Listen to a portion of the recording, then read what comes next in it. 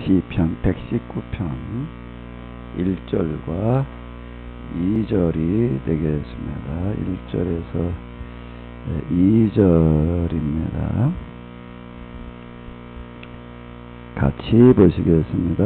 행위 완전하여 여호와의 법에 행하는 자가 복이 있으며 여호와의 증거를 지키고 전심으로 여호와를 구하는 자가 복이 있도다. 아멘. 이 화면을 좀 봐주시기 바랍니다. 이게 히브리어 알파벳인데요. 이게 히브리어 알파벳은 왼쪽에서 오른쪽으로 써내려갑니다. 그러니까 아마 히브리어는 왼손으로 글 쓰시는 분들이 참 유리할 것 같아요. 이렇게 써내려가야 되기 때문에. 근데 이거 오른손으로 이렇게 써내려가는 게 이게 부자연스러워요. 여기 가려가지고 연필에 가려서 좀 안 보이고 이제 그러는데요. 알렙, 벳, 기멜, 달렙. 그런데 이건 이제 여기 영어 알파벳으로 써놓은 걸 보게 되면 발음은 그리고 그 속성이 그 알파벳하고 영어 알파벳하고 비슷하다고 보시면 돼요.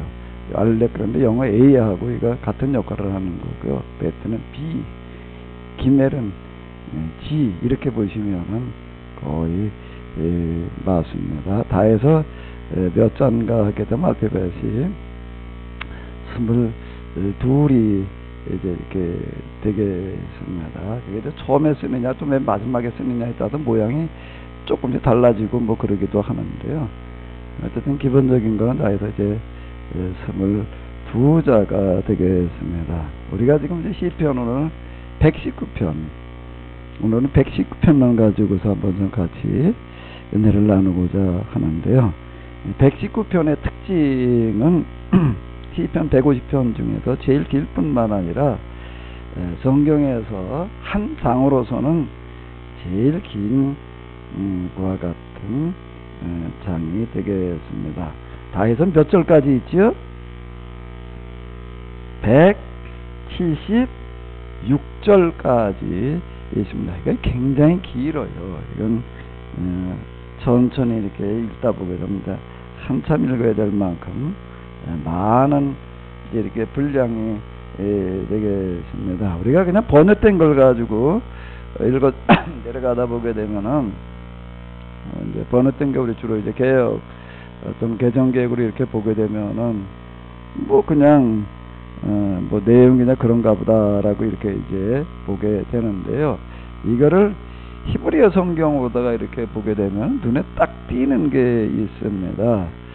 요게 이제 여기를 한번 잘 보세요. 요게 이제 히브리어 알파벳이거든요. 네, 히브리어 알파벳인데요.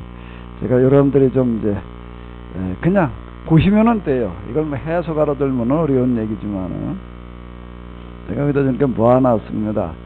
모아놨는데 이제 1절, 2절, 3절 쭉 이제 그리고 5절 쭉 나가는데 뭐가 특징이에요? 이렇게 쭉 보시면서 한번 특징을 한번 찾아보세요. 뭐가 특징이죠?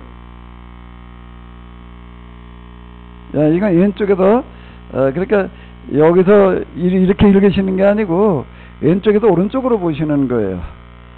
왼쪽에서 오른쪽으로 보실 때 뭐가 특징이에요? 지금 이렇게 보니까는요. 맨 첫 자가 어떻다는 거죠? 똑같은 걸로 시작을 하는 거예요. 이거 이제 알레 영어로 얘기를 하면 A에 해당되어지는 그와 같은 알파벳이 되겠는데 똑같은 걸로 시작을 하는 게 특징이다라고 하는 거고요. 5절, 6절, 7절, 8절까지 그러는데 그 다음에 이제 9절부터는 또 어때요? 9절부터는 어떻대요? 또 똑같은 글자로 시작을 하는 거야. 똑같은 알파벳으로 되어 있대. 알레, 베, 이게 B에 해당되어지는 어떤 이런 것들 또 똑같은 걸로 시작을 하는 거예요. 여기 밑에 요 점은 점이 뭐 조금씩 모양이 다르지 않냐라고 이렇게 생각을 하실 수가 있는데 점이 어떤 거 하나 붙어 있고 두 개 붙어 있고 또 이렇게 약간 우리 우자 비슷한 거 붙어 있고 그런데 히브리어는 대부분 다 이게 자음으로 되어져 있습니다. 원래 자음으로 되는데 이 점은 뭔가 하게 되면은 이건 발음이에요. 발음을 어떻게 할 거냐라고 하면 발음부호니까 이거는 그냥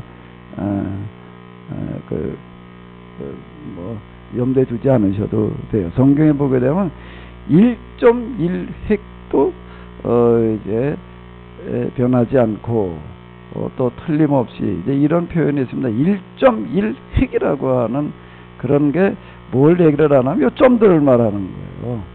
요 점 이렇게 조그맣게 찍어 놨습니다. 근데 요 점을 어디다 갖다 찍느냐에 따라 가지고 또 어떤 거는 자음은 똑같아요.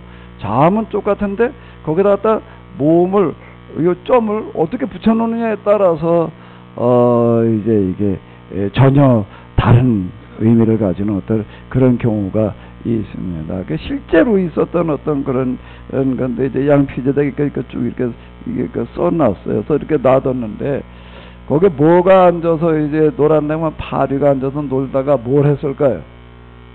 똥을 싸놨어요. 근데 이게 그냥 똥을 싸놓은 게 아주 고약한 위치에다 똥을 딱 싸놓은 거예요. 그러니까 어떻게 돼버렸을까요?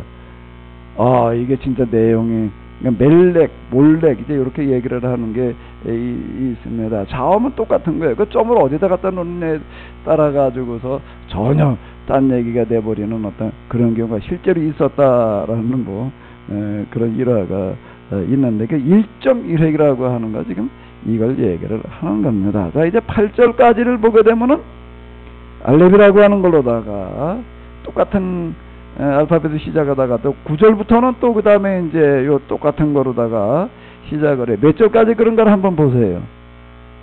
몇 절까지죠? 16절까지. 얘가 그러는 거예요. 그리고 또 17절부터 이거 이제 모양이 이제 조금씩 변형이 될 수 있기 때문에 그런데 이제 17절부터 또 같은 걸로 보시면 이렇게 됩니다. 또 몇 절까지 그렇게 되고 있죠? 24절까지. 25절부터는 또 다른 걸로 또 시작을 되는 거를 어떻게 이렇게 쭉 볼 수가 있습니다. 요거하고 요게 조금 뭐 다르지 않나 그런데 요거는 이제 첫 자가 나올 때 약간 뭐 그 어떤 덧붙여지는 것들이 있어서 그런 거죠. 기본적인 건 똑같은 거예요. 그럼 이렇게 보니까는 32절까지예요. 그럼 뭐가 또 특징인가요? 한 알파벳을 가지고 몇 절씩을 써내려가고 있죠? 8절씩을 써내려가는 거예요. 8절씩을 써내려가는 겁니다. 그러니까 이제 영어의 A에 시작되어지는 거 가지고 A자로 시작하는 단어로 출발해가지고서 한 절씩 쓰는데 그걸 8절로 써놓고 그 다음에 또 B, 배트 그거로 또 이제 쭉 이렇게 써내려가고 거기에 맞춰가지고 이렇게 쓰고 있는 것을 볼 수가 있습니다. 그래서 이걸 쭉 이렇게 써내려가는데요. 맨 마지막에 가게 되면 이제 타우라고 하는 게 있는데, 이걸로다가 이렇게 또 이제 쭉 이제 끝을 맺고 있습니다. 근데 히브리 알파벳이 다 해서 몇 개라고요? 22개. 근데 한 알파벳을 가지고 8절씩 썼어요. 그러면은 다 해서 한번 곱해 봐봐요. 몇 절이 되나요? 176. 그 시편을 왜 176절로 해놨느냐라고 하게 되면 바로 이와 같은 이유예요. 이게 특징이다라고 하는 겁니다. 성경에 보게 되면 잠언에도 이제 그런 게 31장에 있고 또 시편에도 이게 알파벳 순서에 맞춰가지고서 뭐 좀 이렇게 한 경우가 조금 있기는 해요. 그런데 이 시편 119편은 이건 아주 진짜 뭔가 특별한 어떤 그런 의도를 가지고 이렇게 써내려갔다라고 하는 거를 볼 수가 있어요. 그렇게 번역된 것만 가지고서는 이게 잘 안 보이는 어떤 이런 건데, 여러분들이 어디 한번 이렇게 한번 글을 써보십시오. 이게 좀 쉬울까요? 어려울까요? 어려운 얘기. 우리가 뭐 천말로다가 뭐 이름자 뭐 이제 이래가지고서 무슨 삼행시 같은 거 뭐 짓고 뭐 이제 그러잖아요. 그런데 이걸 똑같은 알파벳으로 시작하는 거를 가지고 8절씩 이렇게 써내려간다라고 하는 게 쉽지 않은 어떤 이런 거고요. 그 다음에 이제 우리말 번역을 가지고 이렇게 보시자고요. 또 여기 공통점에 뭐가 하나가 있을까요? 여기 특징이. 그러니까 176절 뭐 다 그렇다라고 이렇게 할 수가 있는데 뭐가 또 특징일까요? 특징이 뭐죠? 요거 한번 읽어봐요. 여호와의 법. 그 다음에 또 뭔가 뭐 여호와의 증거. 그 다음에 또 3절로 넘어가면 주의 도. 그 다음에 또 뭐가 있죠? 주의 법도. 주의 또 그 다음에 뭐요? 율례. 주의 모든 계명. 또 주의 의로운 판단. 우리말로 이게 번역되어진 어떤 그런 건데요. 이제 뭐 히브리 단어로 봐더라도 똑같은 단어들은 아니에요. 유사어들을 찾아내는 것은 주의 율례, 주의 말씀, 또 그 다음에 주의 계명. 뭐 176개가 다 다른 단어는 아닌데 주의 말씀, 주의 율례, 또 모든 규례, 증거의 법도, 율례. 자, 그럼 뭐 이렇게 봐봐요. 이런 그러니까 하나님의 말씀, 뭐 거기다 비슷한 말로다가 법, 도, 율례, 법도 이랬지만 안 들어가 있는 절이 어떻다는 거예요? 176개 중에서 없다는 거예요. 자, 이런 거를 우리가 이렇게 놓고 보게 되면은 이 119편은 어떤 특별한 의도를 가지고 정말 많은 노력을 기울여서 썼다라고 하는 것을 볼 수가 있고요. 그렇다고 해가지고도 이게 그냥 우리 실제 삶과 동떨어진 어떤 그런 하나의 그냥 문학작품, 그냥 하나의 시, 그저 이런 어떤 거가 아닌가 하게 되면은 또 하나 특징이 뭘까요? 내가 주의 증거를 지켰사오니 회방과 멸시를 내게서 떠나게 하도다 방백들도 앉아 나를 회방하오나 주의 종자 스스로 자기 자신을 가리켜서 주의 종은 주의 율례를 묵상하였나이다. 주의 증거는 나의 즐거우며 나의 모산이다. 또 이게 특징이 뭐죠? 자기의 삶의 경험을 그대로 반영을 하고 있는 게 특징이다 라고 하는 겁니다. 단순하게 그냥 어떤 문학적인 표현력을 갖다가 이렇게 쓰기는 어떤 그런 게 아니라 아주 구체적인 삶이에요. 삶과 하나하나 연관되어진 와 같은 내용을 갖다가 여기다 이렇게 쓰고 있다라고 하는 겁니다. 내가 나의 행위를 고함에 주께서 내게 응답하셨으니 주의 율례를 내게 가르치고, 아주 경험으로부터 나온 깨달음이 여기에 다 들어가 있다라고 하는 겁니다. 나로 주의 법도의 길을 어떻게 하소서? 깨닫게 하소서. 그리하시면 내가 주의 기사를 묵상하리이다. 나의 영혼이 눌림을 인하여 녹사오니. 경험이 아닌 구절이 하나도 없는 거예요. 다 거짓 행위를 내게도 떠나게 하시고. 지난번 우리가 금요일날 저녁에 모여가지고 같이 공부하다 보니까 어떤 분이 여기 이렇게 보다 보니까 거짓이라고 하는 것에 대한 이야기가 많이 나오더라. 그걸 또 이렇게 쭉 이제 또 이제 찾아가지고 오신 어떤 그런 분이 있더라고요. 거짓 행위를 내게서 떠나게 하시고 주의 법을 내게 은혜로이 베푸소서.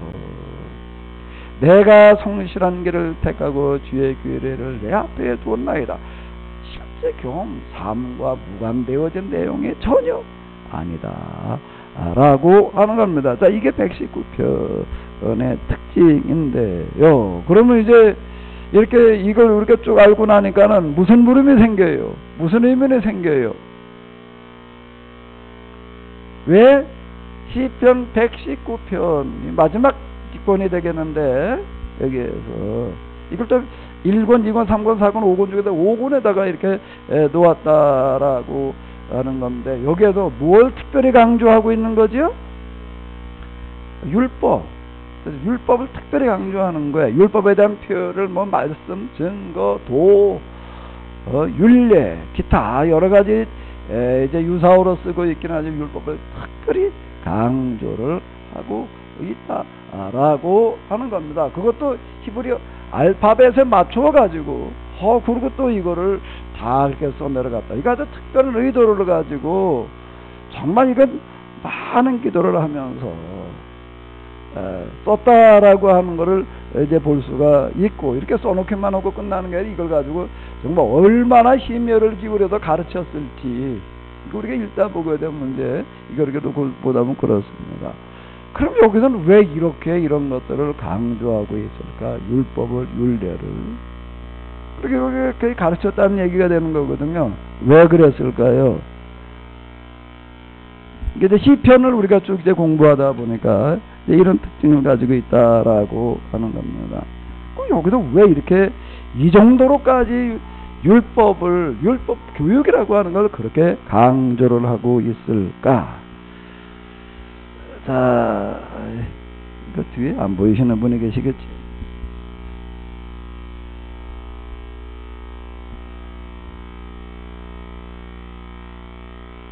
제가 금요일날 모여서 우리가 공부를 하다가 주일날 내가 오늘 119편을 가지고 얘기를 하려고 그러는데 좀 이런 게 필요하다라고 했더니 김사랑 권사님이 이렇게 설교 재료를 준비를 해 오셨어요. 조금만 그냥 한 두세 가지만 가져오시라고 그랬더니 이렇게 아주 한강지를 가지고 오셨어요. 한강지를. 박수 한번 해주시기 바랍니다.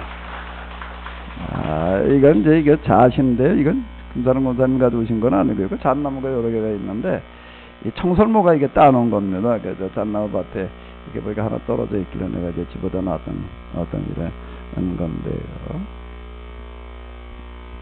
자, 여러분들이 이제 한번 질문을 던져봐요. 이걸 보시면서 질문을 한번 던져봐요. 제가 이걸 왜 갖다 놓은 거 설교 재료로 갖다 놨어요.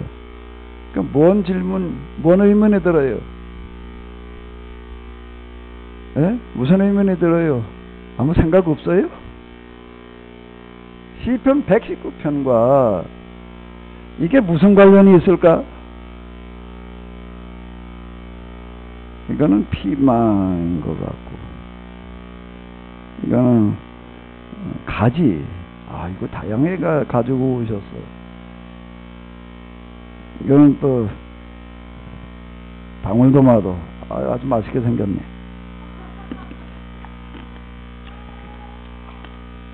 모두 가져오셨나면 고추. 또 여기 모두 있나면 호박, 오이, 참외, 배, 사과. 이거하고 이게 무슨 관련이 있을까요? 이거 119편하고 무슨 관련이 있겠어요? 이 방울토마토를 보니까는 아주 기술이 좋아져가지고 참 맛있네.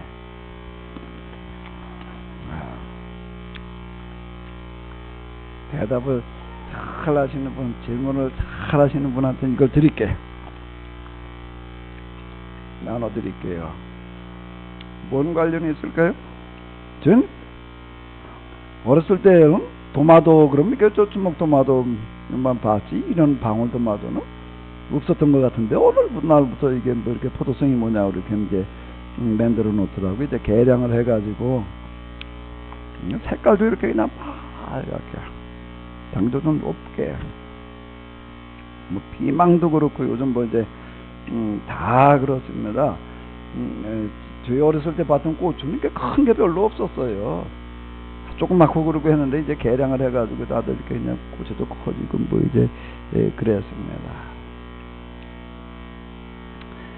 토마토를 갖다가 이렇게 그냥 농사를 잘 짓고 개량을 많이 해서 이제 점점 좀 좋아진대. 그런데 이 토마토를 아무리 개량을 잘하고 농사를 잘 지면은 토마토를 갖다가 농사를 지기 피망이 고추하고 비슷으로 먹은 것 같은데 같은 과인 것 같아요. 토마토를 갖다 농사를 잘 지면은 피망이 될 수가 있을까요? 개량을 잘하면 될까요? 여기도 가지도 갖다 놓으셨어요. 이제 가지를 갖다가 이제 이거를 개량을 잘 해놨더니 어떻게 됐나면 그게 뭐가 됐나면 이제 이렇게 이런 호박이 될 수가 있을까? 가지가 좀 더 크게, 좀 더 맛이 좋게, 뭐 어떻게 그렇게 하면 될지 몰라도 가지가 호박이 될 방법은 없지요. 우리 과학 선생님, 이정호 장로님, 어때요? 과학으로 이게 불가능한 거지요? 근데 그 유전자 조작은 앞으로 가능하게 하려나? 아마 어쩌면 유전자 조작이라고 하는 거가 이게 가능해질지 모르는데, 그건 아주 심각한 문제가 일어나는 거예요. 그렇게 되게 되면은. 또 여기 오이가 있는데, 예?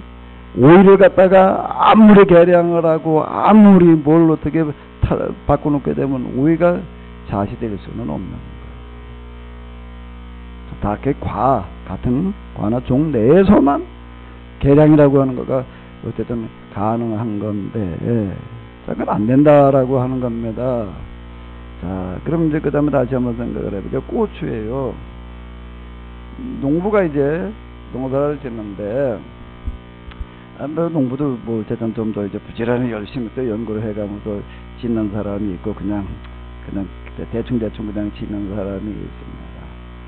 고추는 누가 갖다 심어가지고 누가 갖다 농사를 지어도 좀 잘 되느냐 못 되느냐 차이는 있을지 몰라도 뭐가 돼요? 고추예요. 농사를 잘 짓는 사람이 지었더니 고추가 피망이 됐다. 그칠 수가 없어요. 고추를 갖다가 심었더니 그애는 고추가 이제 폭락을 해가지고 헐값이 되는데, 도마도가 비싼데, 그랬더니 그냥 이 농사를 잘 짓더니 고추가 이 방울도마도가 되더라. 또는 방울도마도가 어느 날 가보니까 고추가 되더라. 그런 건 없는 거예요. 누가 심어도 그냥 고추예요, 그냥요. 누가 심어도 고추가 되는 어떤 이런. 그걸 우리 이제 뭐 유전자, 뭐 이제 우리 이런 이름으로 이렇게 이야기를 합니다. 그러면 이제 이 원리를 가지고 이제 시편으로 한번 들어가 보십시오.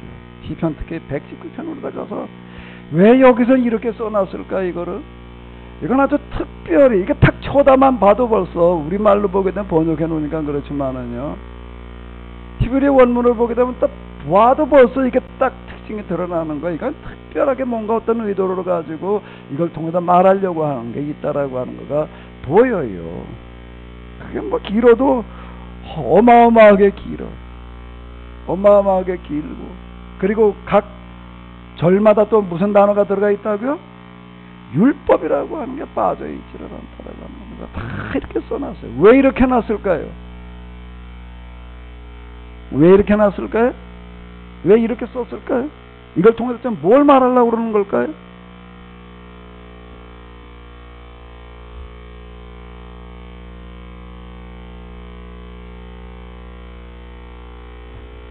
고추는 누가 갖다 심어도 고추가 되는 거예요. 조금 잘 되느냐 못 되느냐 차이일 뿐이죠. 방울도마도는 누가 갖다 심어도 방울도마도가 되는 겁니다. 가지도 마찬가지예요. 가지를 갖다가 심었는데 어떤 사람이 심어놓으니까는, 어떤 사람이 더 키워놓으니까는 호박이 됐다고는 없어요. 있을 수가 없는 겁니다. 이미 그 결정이 되어져 있는 거예요, 이거는요. 근데 어떻다고요? 사람은 어떻다고요? 결정되어지는 게 아니라는 겁니다. 사람은 누가 나가지고도 어디도 키워도 그냥 사람 되지. 사람이 사람 되지 뭐. 사람이 원숭이 되나 개 되나 돼지 되나. 건 모양은 이럴지 모르지만요, 사람이 그냥 누가 나서 누가 키워도 말이야, 지금처럼 우리처럼 이게 사람 되다 두 발로 걸어 다닌다 천만에요. 사람이기 때문에 그냥 두 발로 걷는 게 아니에요. 태어나가지고서 애들을 키우는데 애들이 이제 크다가 보니까 사람들 다 걸어 다니니까 나도 걸어야 되는구나 라고 하는 걸 보면서 그 다음에 걸으려고 그래가지고 이게 두 발로 걸어가는 거지요. 만약에 실제 그런 일이 있었는데, 어린 나이로 태어나가지고 사람이 키우지를 않고 네 발 가진 짐승 키웠다라고 하게 되면, 짐승 틈에서 컸다라고 하게 되면 그 아이가 두 발로 걸을까요? 네 발로 기일까요? 실제 그런 일이 있었잖아요. 어떻게 어린 아이가 정글에 가가지고 늑대하고 컸다고요. 그 늑대 소년이나 그렇게 열몇 살 때인가 발견됐나? 무슨 그런 거 한번 뭐 있었어요. 그게 교육학자나 인류학자들이 아주 지대한 관심을 가졌습니다.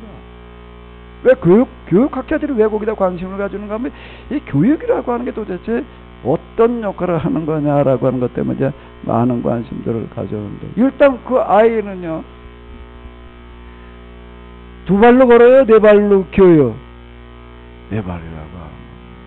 그리고 말을 할 수가 있을까요, 없을까요? 못하는 거예요.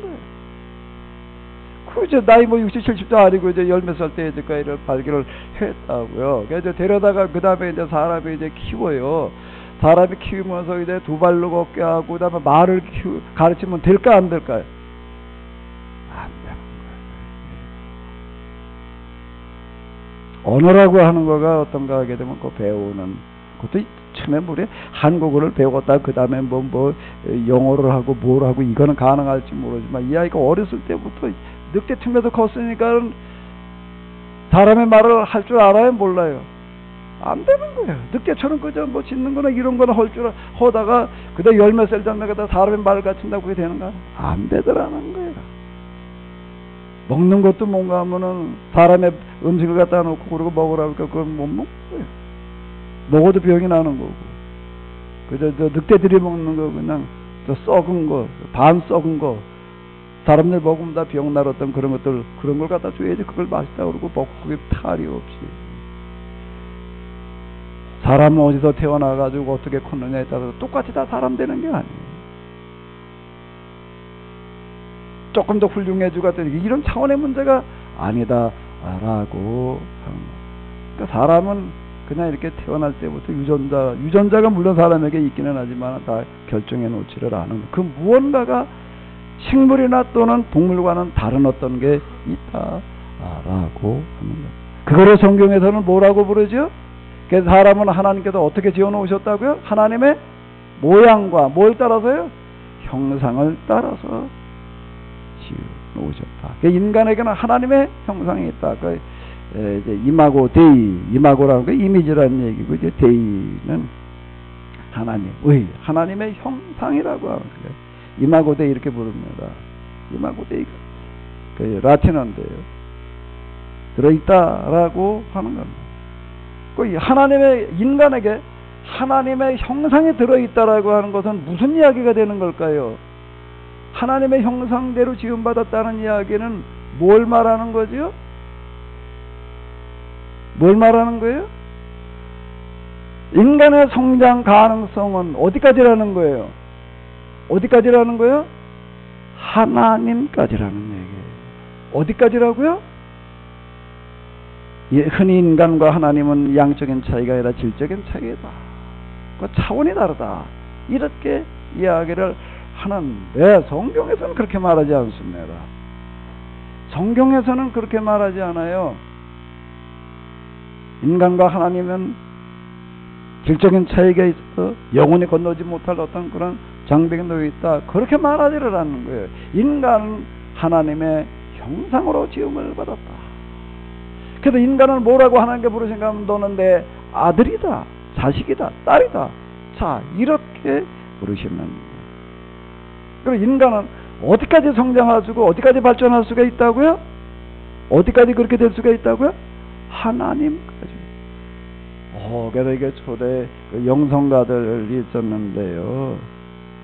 지금 특히 이제 어느 쪽에 있는 분들이 그런 얘기들 많이 했는가 하게 되면 터키 남부고 갈라디아서를 썼던 그런 지역, 뭐 초기 그 영성가들 가운데 뭐 그쪽 지역에서 많이 그런 얘기 두드리겠지만 그런 얘기 안 하는 사람이 없어요. 뭐라고 이야기를 하는가? 뭐 영성이라고 하는 어떤 인간의 이런 영성이 계속 성장하고 발전하면 어디까지 가게 되는가 하게 되면은 하나님이 되는 데까지 간다라고 이렇게 이야기를 합니다. 영어로다가 이제 디비니티에이션, 디바인은 하나님을 말하는 거예요. 디비니티에이션 그러면 이제 그게 명사인데 하나님이 된다 이렇게 이야기를 합니다. 그래도 한문을 신화, 하나님 신자예요. 하나님이 되는 거다라고 이렇게 이야기를 합니다. 인간이 뭐가 된다고요? 하나님 된다 이렇게. 우리가 구원받는다는 이야기를 우리를 어떻게 생각을 하는가? 그래서 여기도 이루고 있다. 어디로 가는 거요? 하나님 나라로 뭐 하는 거? 장소 이동하는 거. 그거는 어떤 구원의 개념인가 하면 세상에 그냥 다른 종교 그리고 내세를 믿는 영원 분열을 믿는 그런 사람들이 하는 그런 얘기예요.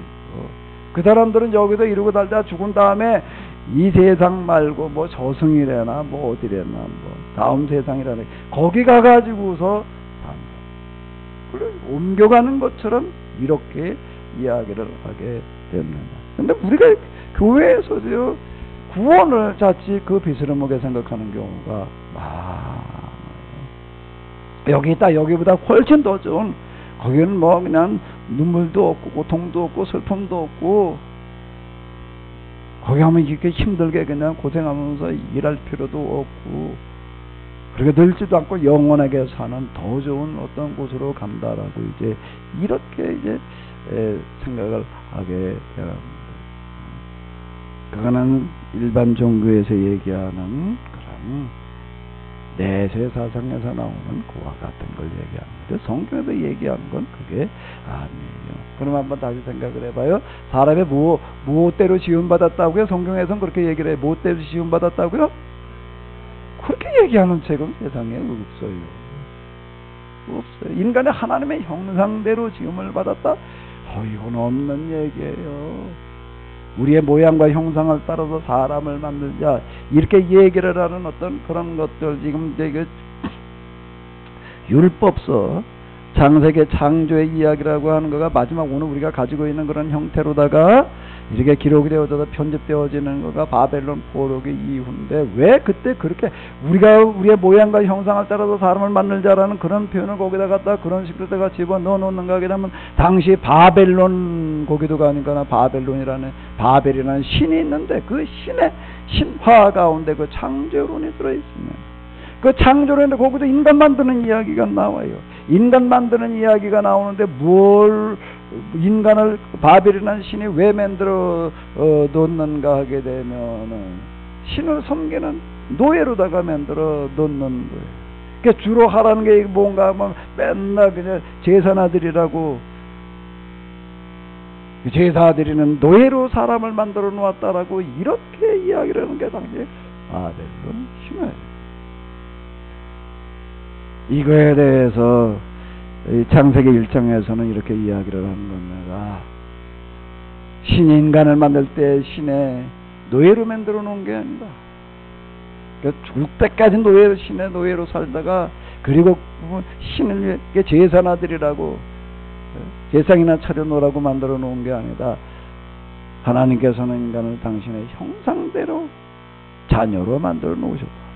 이렇게 얘기를 하고 있는 거예요. 그 당시 이제 그걸 말하려고 하던 그런 배경에서 우리가 읽어보게 되면 그게 얼마나 놀라운 이야기인지를 우리가 이렇게 알게 되는데, 근데 여기다 더 놀라운 것은 하나님의 형상대로 지음을 받았다라고 이렇게 이야기를 하고 있다라고 하는 겁니다. 그러니까 인간이 어디까지 성장할 수가 있다고요? 그러니까 우리가 구원받는 거는 그럼 뭐가 어떻게 되는 거예요? 여기 있다가 딴 데로 장소로 옮겨가는 거예요? 이 세상에서 저 세상으로 그냥 장소로 옮겨가는 거예요? 그건 일반 종교의 내세사상이에요. 그러면 구원이 뭐가 구원이에요? 뭐가 구원이에요? 우리가 어떻게 되는 거예요? 성경에서만 얘기하는 구원이에요. 이거는요. 성경에다 얘기하는 구원에 대해서 우리가 알아야 돼. 일반 종교에다 얘기하는 어떤 그런 내세, 그래도 그래 우리 그걸 천국이라 부르고 그렇게 가는 거야. 예수님 통해서 우리가 거기 가는 거야. 이렇게 얘기를 해. 예수님하고 구원받는다는 이야기는 뭔가 우리가 예수님을 통해서 예수님을 믿음으로 뭐가 어떻게 된다고요? 우리가 어떻게 된다는 거예요? 우리가 어떻게 된다고요?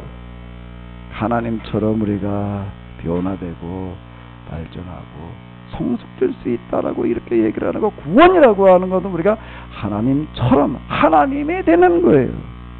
아멘. 하나님처럼 하나님이 되는 변화를 가리켜서 성경에서는 구원이라고 그러는 겁니다. 이런 얘기가 달라요. 다른 종교도 얘기하는 구원은 정도 그런 차원의 얘기가 이거는 아니다라고 하는 겁니다. 성경은 참으로 놀라운 책이에요. 우리 다 같이 이 아침에 여기 나오셨는데 좀 같이 한번 스스로에게 한번 다짐해 보시기 바랍니다. 나는 하나님의 그 다음 뭐라고 그래야 돼요? 형상으로 지음받은 하나님의 아들이다. 여성분들은 딸이다 그래요. 그냥 이제 형상대로 지음받은 이제 이건 빼버리고 뭐라고 그러는가 하면 나는 하나님의 뭐라고요? 다시 한번 스스로에게 내가 한 목소리가 내 귀로 들리도록, 이거 남이 한 목소리 내 귀로 들린 거고요, 내가 하는 말이 내 귀로 들린 거고, 이게 얘기가 달라요. 거기에 자기 체면 이렇게도 얘기를 하고 그러는데요. 한번 다 같이 해보시기 바랍니다. 나는 하나님의 아들이다. 놀라운 이야기예요.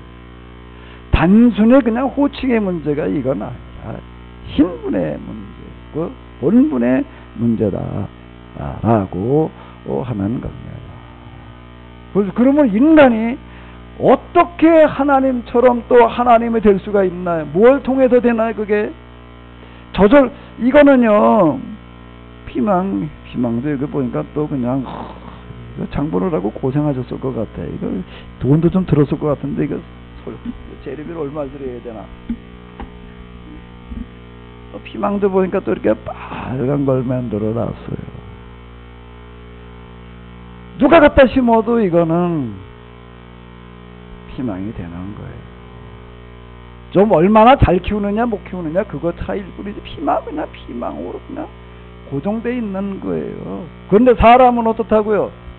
어느 집에 태어나가지고서 어떤 부모 밑에서 어떤 교육을 받으면서 컸느냐에 따라가지고 이게 완전 딴 사람이 되는 거예요. 어린 나이 때 이게 늑대가 물어다가 늑대가 키워놨더니 뭐가 됐다고요? 사람이 됐다고요? 모양은 사람 모양 비스름할지 모르지만 사람이 아닌 네 발로 끼워 머리도 뭐 그냥 뭐 그대로 그냥 그러고 있고 그리고 맨발로 그냥 그러고 알몸을 뛰어댕기는 그와 같은 늑대 중에 좀 사람 같은 늑대가 돼 있을 뿐이지 그건 사람이라고 말할 수가 없는 거예요. 나중에 나이 20, 30 먹은 다음에 데려다가 그 다음에 다시 사람 만들려고 해도 어떻게 된다고요? 안 된다는 거예요. 어렸을 때 젖먹이 때가 아니고 그 다음에 좀 한 10살 미만 때 7, 8살 때인가 정부에서 잊어버려가지고 그때도 혼자 컸던 애 어디 동남아 어디였던 것 같은데 전에 언제 한번 이렇게 보니까는 그건 여자애더라고요. 내가 그때 어떻게 또 정부에 발견돼가지고 그냥 데려다가지고 부모가 또 어떻게 찾았어요. 그 아주 어렸을 때 젖 먹을 때도 아닌 거예요. 7, 8살 뭐 그 나이쯤이었던 것 같은데 그 정부에 가가지고 아주 뭐 나이 먹은 것도 그런 것들 그것도 아니고 아마 20대 뭐 언제쯤 발견이 됐대라 재배되려다가 이걸 아무것도 이거 키우려고 해도 어떻게 되는 거예요? 안 되더라는 겁니다. 아무리 옷을 입혀놓고 이래도 그걸 다 벗어버리려고 그러고요. 안 되더라고 하는 거예요. 자, 그러면은 다시 이제 한번 보십시오. 인간이 그래도 하나님의 형상대로 지음받아서 하나님처럼 되어져 가는데 가장 중요한 거는 뭘까요? 가장 중요한 건 뭐가 그걸 가능하게 하는 거지요? 이런 아이들이 어렸을 때 그냥 어떻게 하다가 잊어버려가지고서 뭐 어떻게 정글에다 컸어, 짐승떼 컸어. 그러면 제일 관심을 가지는 사람들이 누군가 하면 교육학자들이에요. 교육학자들이 제일 큰 관심들을 가지고 이걸 갖다 연구를 많이 합니다. 교육학자들이 연구 많이 해요. 사람하고 제일 많이 닮은 짐승이 있습니다. 뭐지요? 원숭이. 원숭이하고 사람을 갖다가 또 이제 한번 교육학자들이 갖다 또 실험을 해봅니다.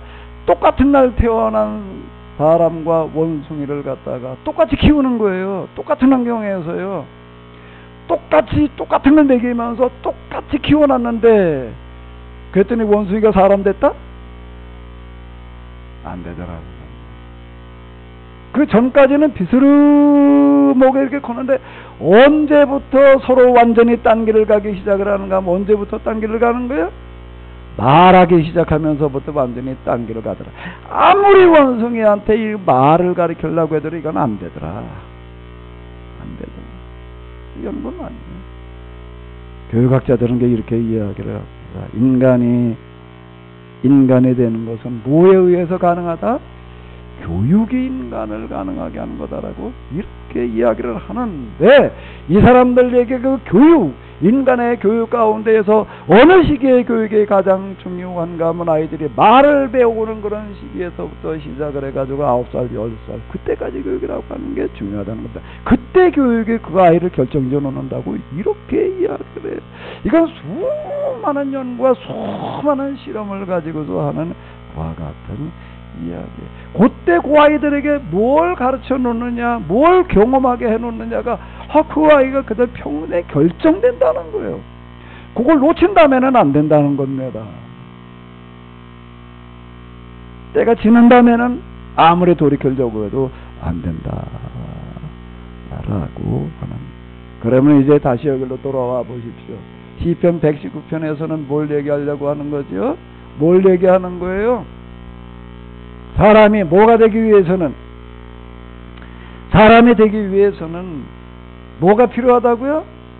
교육이라고 하는 게 필요한데 여러 가지 교육이 있어야 되는데, 근데 그 중에서 가장 중요한 게 지금 뭐라는 거예요? 요게 각 절마다 하나도 빠지지 않고 들어가는 단어가 뭐라고요? 하나님의 법이라고 하는 겁니다. 그거 율법 이렇게 얘기를 하는 거예요. 이걸 아이들에게 가르쳐야 된다라고 이렇게 이야기를 하는 겁니다. 그걸 그 아이들에게 어렸을 때부터 가르쳐 놓게 되면 그 아이들이 뭐가 된다는 거예요? 뭐가 된다는 거예요? 그 가르쳐놓은 법대로 그 아이들이 된다라고 하는 겁니다. 아주 너무나도 단순한 이치예요. 너무나도 이건 과학적인 원리가 부합한다 라고 하는 거예요. 그래도 이걸 그렇게 이 때를 놓치지 말고 너희 아이에게 가지고 이걸 이렇게 가르쳐야 된다라고 이렇게 이야기를 하는 거예요. 나이가 10대 중반, 20대 가가지고서 시작해가지고서 이게 안 된다는 거예요. 어렸을 때 이걸 가르쳐야 된다는 겁니다. 그러니까 여든까지 가는 버릇이 몇 살 때 버릇이지요? 몇 살 때 버릇이라고 이야기를 하는 거예요? 3살 때 버릇이라고. 10살 버릇이 여든까지 간다 이렇게 말하지를 않아요. 3살 버릇이 여든까지 간다. 이게 아주 교육적인 경험에서 나오는 어떤 그런 이야기가 되는 건데, 제가 우리 준대교 예사를 갖다 이렇게 정리를 하고 그러면 제가 놀란 거가 있는데, 그게 뭔가 하게 되면 이게 어떻게 시작이 됐나 라고 하는 걸 이제 찾아 내려가다 보니까 이제 서울에 있는 어떤 이제 기독교인이 대작당을 졸업한 분이 이제 여기 와가지고서 이제 한 어린아이를 가르치러 왔어요. 한 어린아이 가정교사로 와가지고서 이제 그 아이 하나를 가르치면서 동네 사람들도 같이 가서 가르치다가 가르치기 시작을 해가지고서 이제 우리 교회가 이제 시작이 됐는데, 그래서 제가 이렇게 한번 계산을 해봤습니다. 도대체 이 황산봉이라고 하는 분이 여기 박용덕 씨 몇 살 때 와서 몇 살 때, 박용덕 씨 몇 살 때 가르치러 왔나 하고 보니까는 몇 살이었을 것 같아요? 3살이야, 3살. 몇 살이요? 제가 놀라. 13살도 아니에요. 10살도 아니야. 3살 때 가정교사를 초빙하다가 가르치는 거예요. 그 초빙해 온 사람 갑자기 박경준 아닌 거야. 그 위에 누가 있는데 박영식이라고 하는 분이 그 전에 가난했대요. 가난한데 이 사람이 일제 전이야. 일제 이전에 혼자 이렇게 집안을 천석군, 만석군까지는 안 가고 천석군 다 집안을 잃고 세워놨다는 거예요. 과천에 살다 일로 이사 와가지고서 그렇게 해놨다고 그러더라고요. 그렇게 집안에게 일고 세워놨다라고 하는 건데, 그 당시 진짜 맨손으로 출발해가지고서 천석군이 된다는 게 그짓말 쉬운 게 아니라 뭔가 잊지 않으면 안 되는 거예요. 쉬운 얘기 아니에요. 요즘도 우리가 뭐 사업 좀 해가지고도 어디 뭘 하나 한다는 게 쉬운 얘기가 아니라 요즘은 그래도 좀 그렇다. 옛날엔 그거 정말 어려운 얘기예요. 아직 신분 살고 그대로 살아있을 때 그걸 어떻게 그거를 해? 이 사람 뭔가가 있으니까 그런 걸 했다고. 근데 그 중에 하나가 뭔가 하면 이 사람 생각 속에 하나가 이 개화사상이라고 하는 게 있었고, 자기 손주를 가르치는데 이걸 몇 살 때부터 이걸 좀 제대로 가르쳐 보자라고 생각을 했다는 거예요? 3살 때. 그러니까 3살 때, 3살 때에 애 하나 가르쳐라, 교사를 하나 초빙을 해다가 그걸 가르치게 이렇게 했다라고 해요. 난 그냥 믿기지를 않는 거예요. 이게 한 10살이라도 됐으면 뭐 갖다가 앉혀놓고 뭐 가르치니까 이게 3살짜리를 갖다가 뭘 어떻게 가르쳤을지, 나 그게 좀 궁금해. 여러분들이 3살짜리 어디 가정교사로 가봐. 뭘 가르칠 것 같아? 근데 이 사람은 그렇게 생각을 한 거예요. 우리 아이 3살 때부터 와서 좀 제대로 가르쳐봐라라고 이렇게 했다라는 게 참 너무 놀라운 건데, 아마 이 사람의 성경의 원리를 깨우쳤던 것 같아. 그 스스로는 기독교는 안 했죠. 왜 그런가? 정동, 서울 지금 감리교 정동교회가 밀접한 관련을 가지고 있고 그런 거를 보게 되면은요, 성서의 원리를 깨우치는 건데, 그게 뭔가 교육이라고 하는 게 그만큼 중요하다라는 걸 이제 눈뜨게 3살 때부터 이거를 가정교사 초빙에다 가르치게 했다라고 이렇게 기록이 되어져 있습니다. 왜 그게 그만큼 중요한가라고 하게 되면은, 농사를 져보게 되면은요, 씨 뿌릴 때가 있고 물을 주고 그 다음에 갖고 와야 될 그 때가 있습니다. 그거 때를 놓쳐버리게 되면 그 농사는 망치는 거예요. 그 때를 놓친 다음에 가가지고 다시 어떻게 해보려고 안 돼요. 내가 이게 천연 농약을 가지고서 여기 이제 뭐 김장 뭐 이러고 한다고 일반 화학 농약 안 주고서 이제 해보려고 이걸 갖다가 뭘 만들어 놓고 지금 뭐 저기 그래 놓은 게 있는데, 해마다 제가 이제 그 농약을 주고도 실패한 게 뭐 때문에 이제 실패를 된 겁니다. 천연 농약이라고 하는 건 벌레가 생긴 다음에 주면 이게 안 돼. 생기기 전에 예방 차원에서 줘야지. 그 독성이 그렇게 강한 게 아니기 때문에요. 생기기 전에 예방 차원에서 줘 놓으면은 그런 벌레가 생기지를 못해요. 근데 해마다 이제 내가 실패했어요. 뭐에 실패를 했을까요? 미리 주워놨어야 되는데, 가도 이렇게 보고도 벌레가 생기기 시작해요. 그때 가도 주면 어떻게 될까요? 이게 안 되는. 미리 줘야 되는데, 뭘 어떻게 때를 놓자. 배추가 이제, 배추 예를 들어서 요만할 때 줘야 되는데,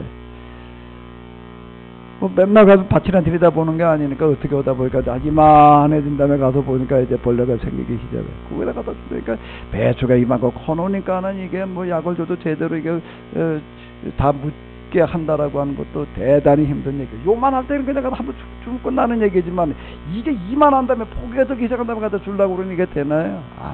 아무리 해도 안 돼. 시간 다 가져가지고 망치는 경우가 여러 번 있었는데요. 때를 놓친 다음에는 돌이킬 방법이라고 하는 게 없는 겁니다.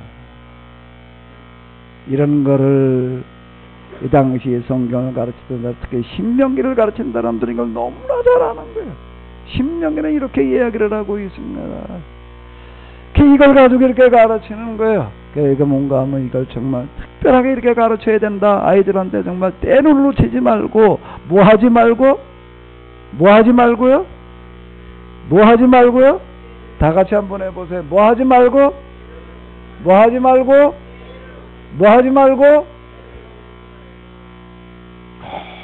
그때가 다 가르치고, 이걸 알파벳 순서로 다 해가지고서, 이걸 8철씩 싸가지고서, 그리고 이렇게 지금 그냥 교훈으로 말하는 게 아니에요. 그냥 교훈으로 말하지를 않아요. 뭘로 또 얘기를 하고 있지요?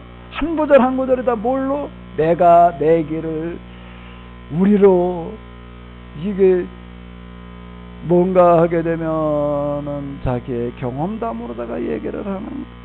경험에 비추어서 자기가 이런 걸 이렇게 깨달음다가 계속 이렇게 이야기를 해놓고 있다라고 한 겁니다. 때를 놓치지 말고 딴 거 가르쳐 가지고서는 안 돼. 뭘 가르쳐야 되는가 하면 여호와의 법이야, 여호와의 증거야, 주의 토야, 주의 법도야, 주의 율례야, 주님의 계명이야, 주의 의로운 판단을 가르쳐야 돼. 주의 율례를 가르쳐야 돼. 주의 말씀. 이걸 계속 이렇게 얘기를 해나가는 거예요. 이거를 갖다 이렇게 가르쳐 놓으면 어떻게 된다고요? 그럼 어떻게 되는 걸까요?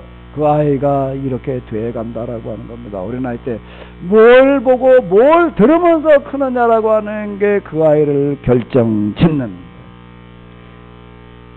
보고 듣는다는 건 무서운 겁니다. 그 아이가 특히 어린아이 때는 스폰지와 같아가지고 백지와 같아서 그냥 그대로 다 그냥 거기에 그냥 새겨져 버려요. 어떻게 된다고요? 나이 먹은 다음에는요, 새겨지지를 않아요. 흘러 지나가요. 흘러 지나가요.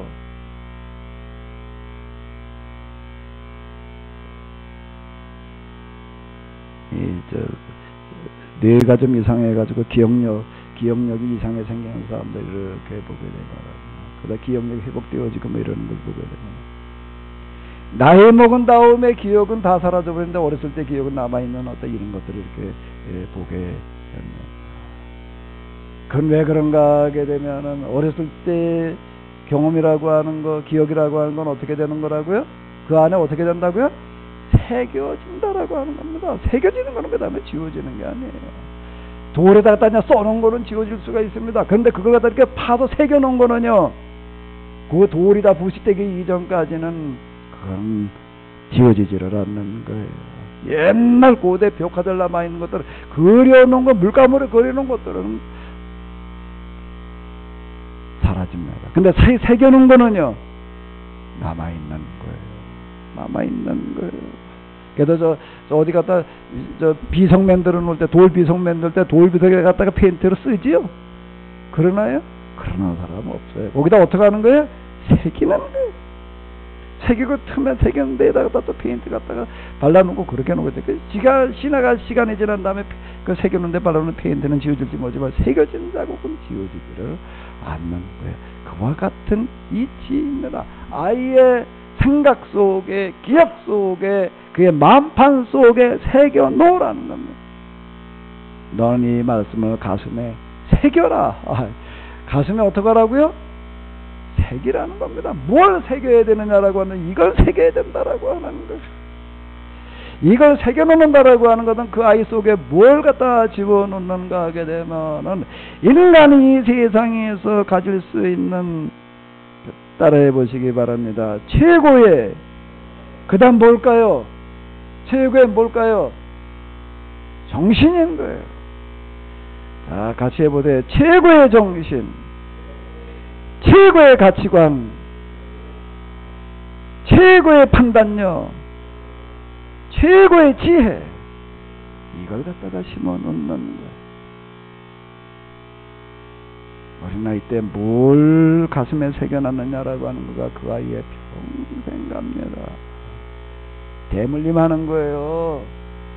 대물림하는 게 뭔가 하면 집에서 엄마 아버지가 그냥 맨날 쳐다거리고 싸워.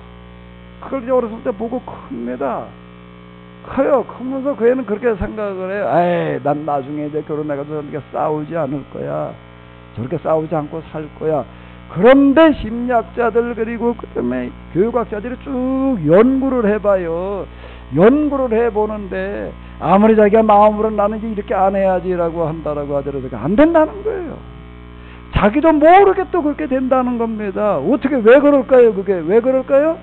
어렸을 때부터 뭘 보고 컸기 때문에 엄마 아빠가 싸우는 거, 조그만 거 맨날 싸우는 거, 그게 그대로 새겨진다라고 하는 겁니다. 그게 그대로 간다는 거, 그게 대물림이라는 게 바로 그와 같은 얘기예요. 아버지가 맨날 술만 먹고 들어오면 그냥 주벽 그냥 그리고 뭐 집어 던지고 뭐 두드려 패고 그런 걸 보고 크게 되면 거기서 온전한 인격을 가진 아이가 성장되기가 대단히 힘들다는 거예요.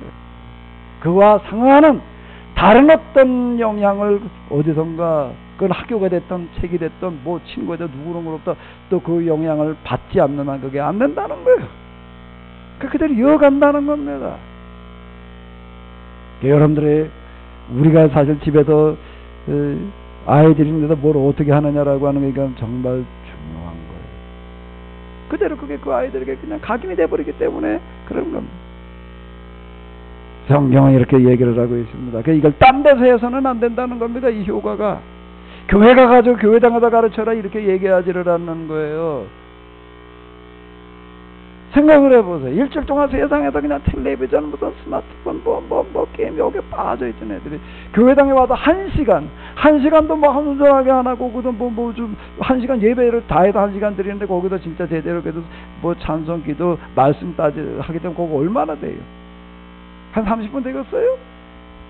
그거 가지고 그 애가 어떻게 그게 변화가 돼? 그건 불가능한 걸로 하는 거예요, 그거는요. 그래서 그 아이가 교회에서 말이야, 우리가 계속 주일마다 교회 가니까 교회에서 책임지고 목사님이 말이야, 선생님들이 날 가르쳐가지고 신앙 가지고 교회들 다니게, 그건 불가능한 걸 요구하는 거예요. 될 수가 없는 노릇이에요, 그게. 거기다 얼마나 큰 영향을 그 시간에, 짧은 시간에 줘가지고도 그 아이 속에 그게 각인이 되겠어요. 거기 조금 들었던 거, 그 다음에 집에 가서 텔레비전, 무슨, 요즘 애들을 자극하시는 게 얼마나 많은데, 그 다 씻겨내거나 버리고 말지. 어떻게 거기 남아있어?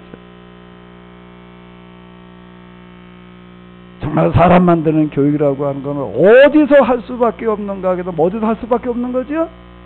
집이 아니고서는 그건 안 되는 거예요. 부모가 아니고서는 안 되는 거예요. 부모가 아니고는 안 되는 거예요. 왜 그런가? 그냥 어릴 때는 뭐가 그 아이 속에 제일 먼저 각인이 되는가? 부모의 영향인 거예요.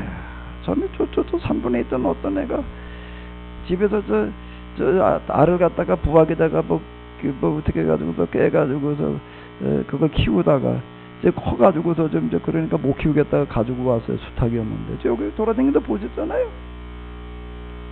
이놈은 내가 이렇게 오게 되면은 우리 저 상례식이 마중 나오듯이 와. 여기 풀어놓고 와가지고서 개는 와가지고서 뛰고 꼬리치고 혓바닥 가지고 그런데 이거는 그 닭은 표현하는 방식이 좀 다르더라고요. 이거 반갑다고 그냥 그러고 와가지고도 좋다고 그런 표현이 뭔가 하면 꼭 와가지고도 쪼는데 어디를 쪼는가 여길 쪼아. 여기 아킬레스 걸리는데 거길 쪼더라. 딴 데 쪼지를 않아요. 여기로 쫓는 거예요. 그러고 쫓아댕겨요. 제가 그때 그 효소랑 한참 몇 년 전인데 그 저기 가가지고 항아리 그거 뒤집고 뭐하고 하는데 이놈을 개처럼 쫓아댕겨요. 개처럼 쫓아다녀요. 왜 그렇지요? 뭐라고들 얘기를 한다고요? 짐승들이 이렇게 보게 되면 태어나가지고서 이제 보기 시작을 할 단계가 보일 때 제일 먼저 본 대상, 제일 먼저 자기를 보살펴주는 그 대상을 뭐로 받아들이는가 하면 부모로 받아들인다라고 하는 거예요. 그리고 그게 한번 결정된다면 그 다음에 못 바꾼다는 겁니다. 안 바뀐다는 거예요, 그거는요. 그 다음에 그 닭을 갖다가 저기 닭쟁이 갖다 집어넣고 다른 닭하고 크게 놔두게 되면 그 다음에 다른 닭하고 비슷해지는가? 모양은 같은 모양일지 모르지만 안 되는 거예요.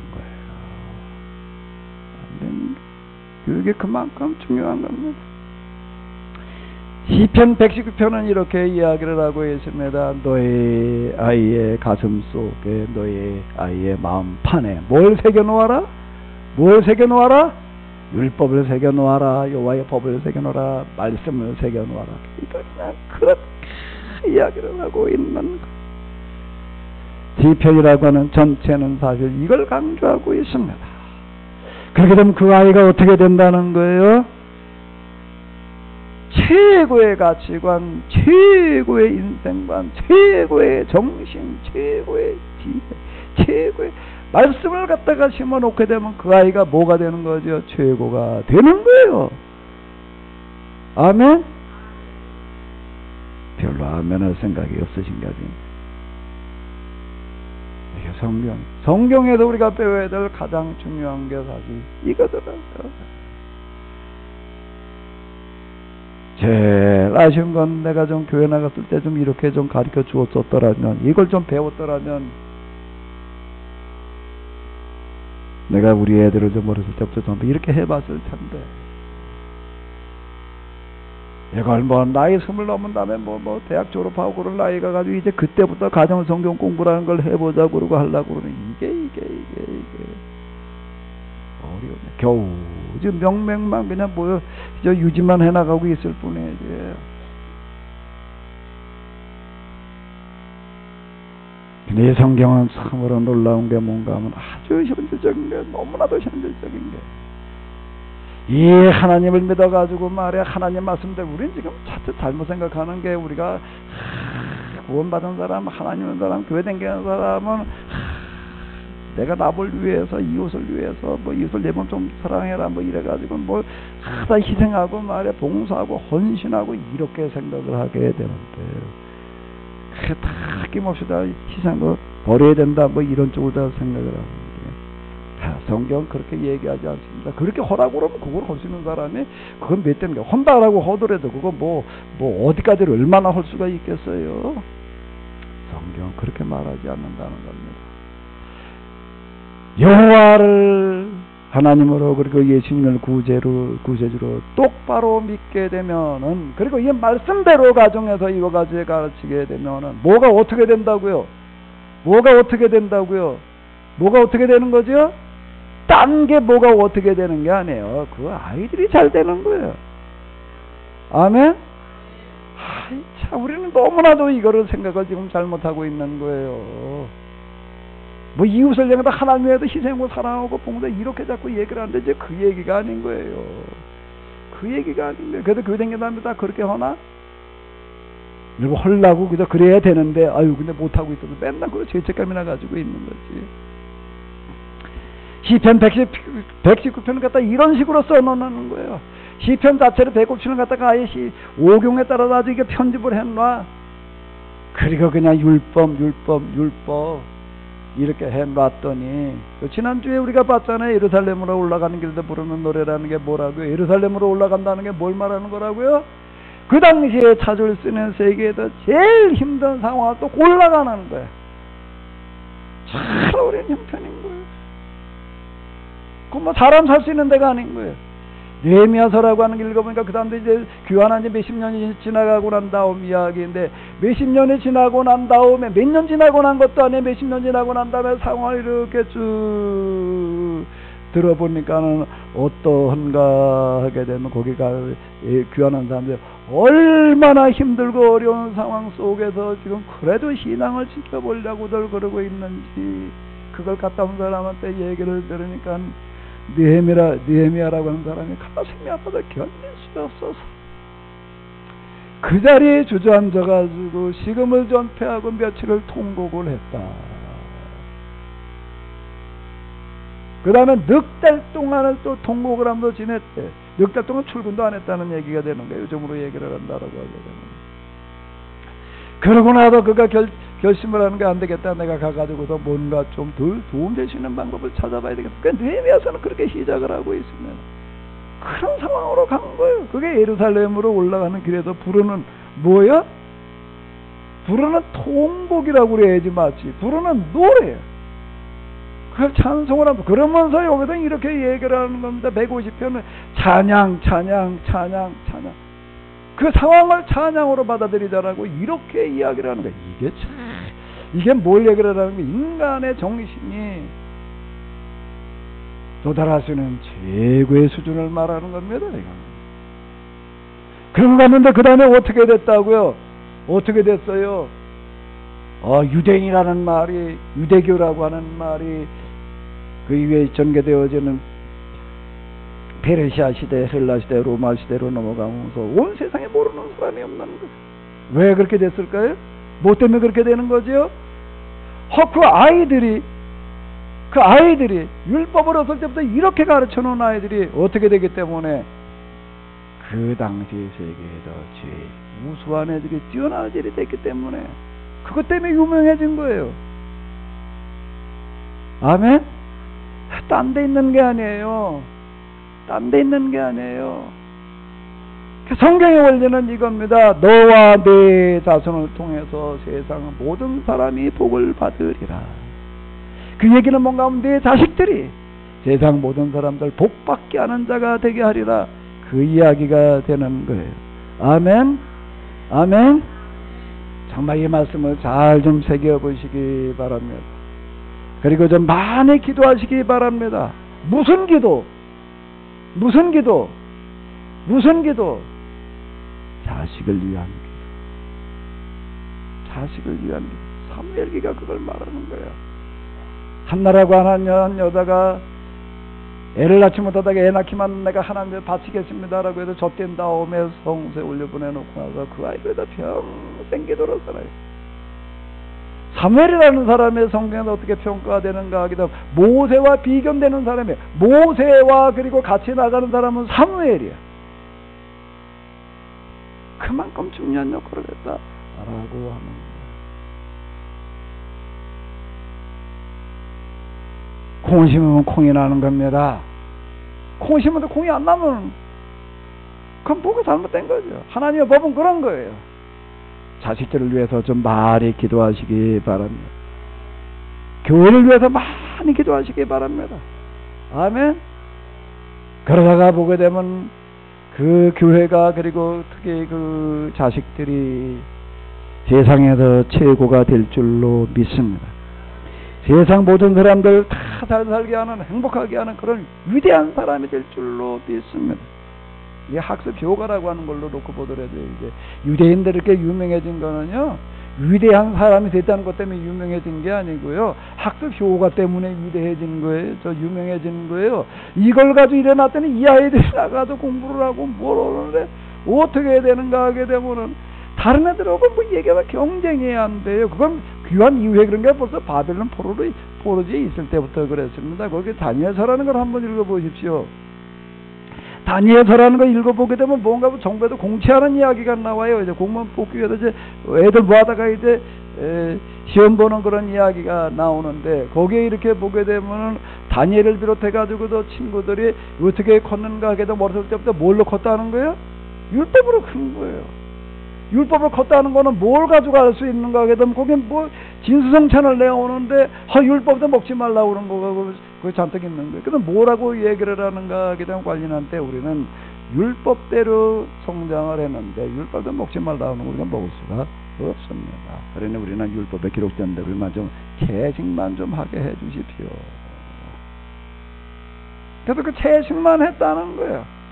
육식을 하지 않고 채식만 했는데 일정 기간 지나고 난 다음에 보니까는 육식을 진수성찬을 먹은 애들하고 채식만 먹은 애들하고 보니까는 얼굴 피부도 그렇고 색깔도 그렇고 건강 상태가 어떻다고요? 훨씬 더 좋았다라고 얘기를 하고 있고, 이게 생지식 원리가 여기 들어있어요 사실. 그리고 그 다음에 시험을 보는데 지혜가 어땠다고요? 다른 애들하고는 비교가 되지 않아요. 이거예요 바로. 이거 다니엘서에 이미 기록되어 있는 이야기가 그런 이야기가 되는 건데요. 이걸 가지고 한 세대 두 세대 지나고 나니까 그 시대에 이 아이들을 따라올 사람들이 없었다라고 하는 겁니다. 성경의 방식은 신앙생활 우리가 열심히 정말 교회 와가지고서 정말 교회를 정말 하나님을 아버지로 모시는 자는 교회를 어머니로 섬겨야 된다 이렇게 얘기를 하고 있습니다. 정말 교회를 정말로 사랑하고 그리고 여기서 기도하고 자식들한테가 더 가르치다 보게 되면 틀림없이 하나님께서 심은 대로 거두게 하시는 줄로 믿습니다. 제가 지난날도 말씀드렸죠. 또 말씀드릴게요. 이창문 목사님 전에 한번 오후 시간에 제가 말씀드리려고 딴 거 요청하지 않았어요. 간증을 좀 해달라고 제가 그랬습니다. 무슨 간증하셨죠? 들으셨던 분들 몇 분 안 남으셨던데, 난 참 좋고 너무 아까워. 좀 같이 들으셨으면 참 좋을 텐데. 제가 그분한테 간증하라고 할 때 제가 이유가 있어서 그러는 거예요. 딴 거 하지 말고 요거 좀 꼭 해주십시오. 내가 그렇게 아주 주문을 했어요. 뭐요? 그분이 전립선암이 걸렸는데 그때 나 연세가 많아가지고, 전립선암이라고 하는 건 암 중에도 제일 힘든 겁니다. 그러니까 전립선이라고 하는 곳에 그 정자가 보관되는 곳인데요. 거긴 어떤 약을 먹어도 침투가 안 돼요. 여기는 항생제가 수천 종인데 전립선에 침투될 수 있는 항생제는 두 가지밖에 없다고 그러더라고요. 제가 전립선 염이 걸려가지고 엄청 고생을 했습니다. 이게 안 나요. 아무리 해도 이게 약을 써도 약물이 침투를 못하는 거예요. 너무나 신기하게 그 정자가 들어있는데 거기에 약물이 들어가가지고 변형이 일어나면 이게 곤란하거든요. 여긴 완전 그냥 금지구역으로 만들어 놓으셔가지고, 근데 이분이 말기 전립선암이라고 딱 진단을 받고 와가지고도 어떻게 했다고 집에 가가지고도 안 오다 문 걸어 잠그고 앉아가지고 그냥 기도하기 시작해서 딴 거 뭐 병원에 가가지고도 어쩌고 저쩌고 하지 않고 그냥 하나님께 기도만 했대. 기도만 하고 근데 뭐 검사 받으러 오라고 그래가지고 가가지고 검사를 받으러 갔더니 의사가 놀래더라. 이거 어떻게 된 거냐? 이건 기적이라고밖에는 설명이 안 된다. 그러니까 뭐라고 기도를 했다고 기도를 하는데 뭐라고 기도를 했다고 하나님 나 낫게 해주십시오 이렇게 기도하지 않고 뭐라고 했다고 가서 기도하려고 딱 앉았는데 뭐가 탁 느껴가면 하나님 우리 아버지가 장로로서 평생 동안 교회를 섬기고 목사님을 섬기고 교회를 4개나 세우느라고 그분이 아버지가 죽을 때 집 한 칸도 남겨놓지 않아가지고 엄청 고생했다고 그러고 아버지가 의사였대 아주 잘 살았대요. 근데 그 재산 갖다가 교회 세운 데다 다 썼다는 거예요. 그래가지고 아주 불만이 많았대요. 식구들 살 대책도 세워놓지 않고 그냥 교회당 갖다가 다 헌금해버렸다고 그냥 그러고 해야 딱 뭐라고 기도를 했냐면 하나님 우리 아버지가 평생 그 교회를 위해서 헌신한 거를 지금 기억해 주십시오. 그거 가지고 기도를 했대. 그러고 난 다음에 병원에 갔더니 기적이 일어났다라고 얘기를 하더라. 또 그 딸이 은쟁하면 또 전화를 해가지고 아버지 내가 지금 시험 보러 가는데 청와대에서 속기사를 뽑는데 딱 한 명을 뽑는데 전국에도 뭐 속기한 애들 다 지원하려고 그러고 있지. 딱 한 명을 뽑는데 기도해달라고 그러더래. 그래도 시험 보는 그 시간에 앉아가지고 그 시간 내내 기도했다는 거예요. 뭐라고 기도를 했다고요? 또 뭐라고 기도를 했다고요? 우리 아버지가 평생 교회에 헌신한 것을 기억해 주십시오. 뭐 했다면 맨날 교회가 제일 집보다 교회가 먼저고 집에 무슨 이런 과일이 하나 들어와도 이걸 이거 매들 먼저 주려고 그 목사님 갖다 드려야 된다고 맨날 들고 가고 이럴 때 그런 것들 불만이 오고 그러고 했는데 나중에 우리 아버지가 그렇게 신앙생활 그걸 가지고 기도를 했대. 우리 아버지가 평생 이렇게 섬겼는데 그래서 나중에 연락이 왔는데 붙었다고 그러더라. 어떻게 여러분들이 들릴지 모르지만은요 제가 어쨌든 나름대로 기도 좀 하고 여기까지 이렇게 오다 보니까 이제 뭐가 조금 배요. 조금 배는 게 하나님을 위해서 헌신한 건 절대 하나님께서 잊지 않으신다. 그럼 하나님의 법이 어긋나는 거예요. 인과론에 어긋나는 얘기가 되는 거예요. 그분은 그걸 결실을 맺게 하시는데 인과론 결실에 농사의 결실에 의한다면 30배, 60배, 100배입니다. 농사 지어보세요. 씨앗을 갖다 한번 열매 맺은 것 갖다 한번 쉬어봐요. 벼 이삭을 갖다 한번 쉬어보십시오. 벼 하나라도 몇 개 열리나. 아주 단순한 거 가지고 얘기를 하니까 30배, 60배, 100배의 결실을 맺게 하신다. 농사만 그런 게 아니라 하나님 앞에 나와서 헌신한 것도 똑같이 결실 맺게 하시는 줄로 믿습니다. 그러니까 우리의 자식들을 위해서 좀 많이 기도하시기 바랍니다. 여러분들 할 수만 있으면 교회 와서 좀 교회 일 좀 해요. 아멘? 아멘? 교회 와서 좀 많이 좀 기도 좀 하십시오. 그리고 집 와서 자식들 열심히 좀 가르쳐요. 그러면 틀림없이 하나님께서 열매 맺게 하실 줄로 믿습니다. 되게 하실 줄로 믿습니다. 되게 하실 줄로 믿습니다. 119편 좀 다 읽어봤으면 좋겠는데 시간이 없고 맨 마지막 절만 읽자고요. 1절은 아까 읽었고 한번 읽어보시기 바랍니다. 이른 양같이 내가 유리하오니 주의 종을 찾아줘서 내가 주의 계명을 잊지 아니하니니. 다시 한번 읽어봐요. 마지막 구절이 뭐라고요? 내가 주의 계명을 잊지 아니하니라.